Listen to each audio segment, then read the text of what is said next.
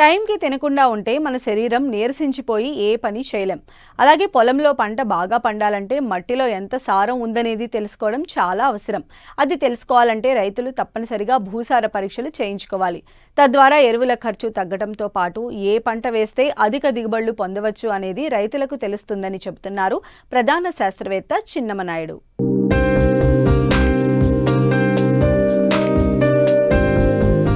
అధిక దిగుబడుల కోసం పంట పొలాల్లో రసాయనిక ఎరువులు, పురుగుమందులు విచ్చలవిడిగా వాడుతున్నారు. దీంతో మనకు తెలియకుండానే భూసారం అనేది క్రమంగా తగ్గిపోతోంది. దీనివలన భూమికి ఉన్న సహజ గుణాలు, నేల ఆరోగ్య పరిస్థితి నానాటికి క్షీణిస్తోంది. అంతేకాకుండా రైతుకు పెట్టుబడి పెరగడంతో పాటు దిగుబడులు తగ్గిపోతున్నాయి. దీనిని అధిగమించి నాణ్యమైన దిగుబడులు పొందాలంటే మట్టిలో ఉండే భూసారాన్ని తెలుసుకోవాలి. ఇందుకోసం భూసార పరీక్షలు చేయించాలి. తద్వారా మట్టిలో ఎంత సారం ఉందనేది తెలుస్తుంది.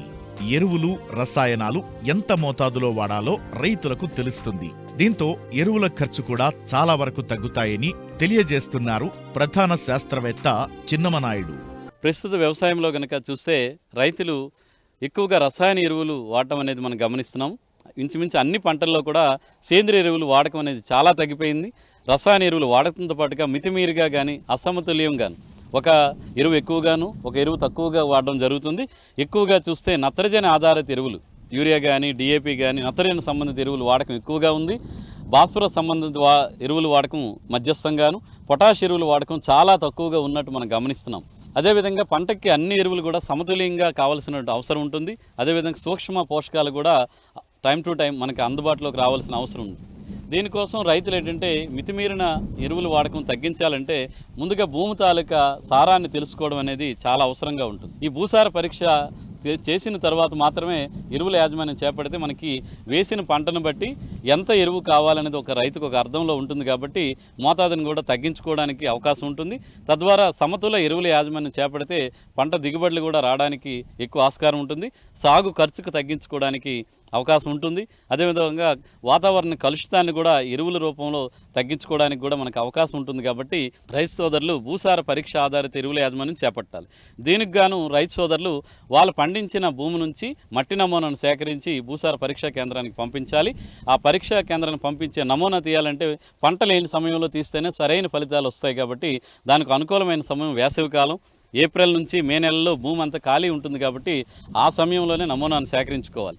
ఉదాహరణకు ఒక ఎకరా భూమి నుంచి నమూనాను సేకరించాలంటే దాని రిప్రజెంటేటివ్ శాంపుల్ ఒక అరకిలో వరకు పరీక్షా కేంద్రానికి పంపించాలి. దీనికి గాను మనకున్నటువంటి ఎకరా భూమి నుంచి ఒక 10 ప్రాంతాల నుంచి నమూనాని మట్టిని సేకరించి దాన్ని మన అరకిలో వచ్చే వరకు తయారు చేసుకోవాలి. దీనికోసం ఆహారధాన్య పంటలకు కానీ అయితే కనుక ఒక అడుగు లోతు తవ్వుకోవాలి. తవ్విన మట్టిని కాకుండా అంచుల నుంచి సేకరించినటువంటి మట్టిని ఒక అరకిలో వరకు తీసుకురావాలి. దీనికి 10 ప్రాంతాల నుంచి ఒక 5 కిలోలు కనుక మనం సేకరించామంటే దీన్ని క్వార్టరింగ్ పద్ధతిలో మనం చేసి అరకిలో వరకు వచ్చే విధంగా శాంపుల్ని తయారు చేయాలి. దీనికి ఏంటంటే 4 భాగాలుగా చేసుకొని మొదటిసారి 1, 2ని పక్కకు పెట్టి 3, 4 కలపాలి.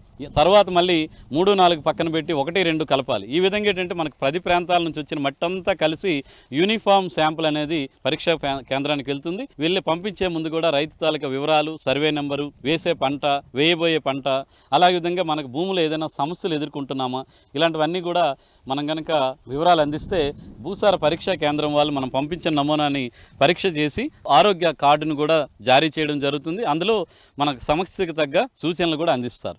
దీన్ని కనుక మీరు భూ ఆరోగ్య కార్డును కనుక చూస్తే అందులో ఉదజని సూచిక, కర్బనం, నత్రజని, భాస్వరం, సూక్ష్మ పోషకాలు ఇవన్నీ కూడా వివరాలన్నీ కూడా ఇవ్వడం జరుగుతుంది. దాన్ని కూడా రైతు సోదరులు అర్థం చేసుకొని దానికి తగ్గ వేయబోయే పంటను బట్టి ఎరువులు వేయాల్సిన అవసరం ఉంటుంది. 0.5 కన్నా తక్కువ ఉంటే మనకి భూమిలో సేంద్రియ కర్బనం తక్కువ ఉందని అర్థం చేసుకోవాలి. 0.5 నుంచి 1 వరకు ఉందంటే మధ్యస్థ సేంద్రియ కర్బనం ఉంది, ఆరోగ్యంగా ఉందనే చెప్పుకోవచ్చు. 1 కన్నా దాటి ఉంటే మన భూమి చాలా ఆరోగ్యంగా ఉన్నట్టు మనం గమనించుకోవాలి. మరి 0.5 కన్నా ఉండే దగ్గర సిఫార్సు కూడా చేస్తారు. దాంట్లో భూమిలో కర్బన శాతం పెంచుకోవాలంటే పంట వేసే ముందు పచ్చిరొట్ట పంటలు వేయటం. అంటే వరి పంటకు ముందైతే కనుక జీలుగు, జనుమ ఇలాంటి బొబ్బర్లు ఇలాంటివన్నీ వేయటం. అదేవిధంగా సేంద్రియ ఎరువులను వీలైనంత వరకు ఈ పశువుల గత్తం, మేకల గత్తం, చెరువు మట్టి కానీ, వర్మి కంపోస్ట్ కానీ వేసి మన సేంద్రియ కర్బనాన్ని పెంచడానికి ప్రయత్నం చేయాల్సిన అవసరం ఉంటుంది.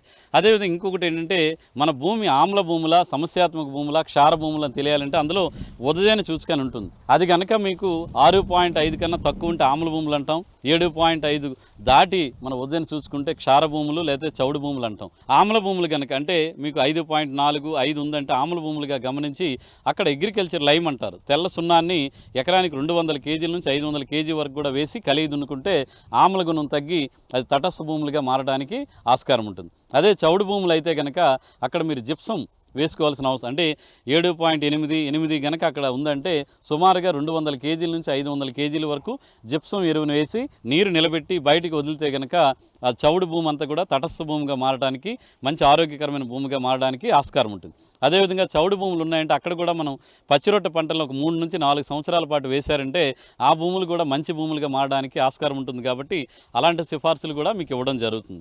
అదేవిధంగా సూక్ష్మ పోషకాలు కూడా జింక్ కానీ, ఐరన్ కానీ, బోరాన్ కానీ, అలాగే మాలిబ్డినం, మ్యాంగనీస్ ఇవన్నీ కూడా అక్కడ సిఫార్సులు ఇస్తారు. అందులో అవి కూడా పీపీఎంలో ఉంటాయి. ఎందుకంటే సూక్ష్మ పోషకాలు మన భూమికి తక్కువ మోతాదులో అవసరం ఉంటాయి కాబట్టి తక్కువ మోతాదులోనే అక్కడ చెప్పడం జరుగుతుంది. పొలంలో ఏ పంటలు లేని వేసవి కాలంలో భూసార పరీక్షలు చేయించడానికి అనువైన సమయం. నేల స్థితిగతులను తెలుసుకుని అవసరం మేర ఎరువులను వాడుకోవడం వల్ల ఎరువులపై పెట్టే ఖర్చును గణనీయంగా తగ్గించవచ్చు. పరీక్షల ఆధారంగా సూక్ష్మ పోషకాలందిస్తే అధిక దిగుబడులను పొందవచ్చు. అంతేకాకుండా ఖరీఫ్కు సిద్ధమయ్యేందుకు రైతాంగం ఇప్పుడే అన్నీ సిద్ధం చేసుకుంటే తొలకరి నాటికి సునాయాసంగా విత్తనాలను విత్తుకోవచ్చు.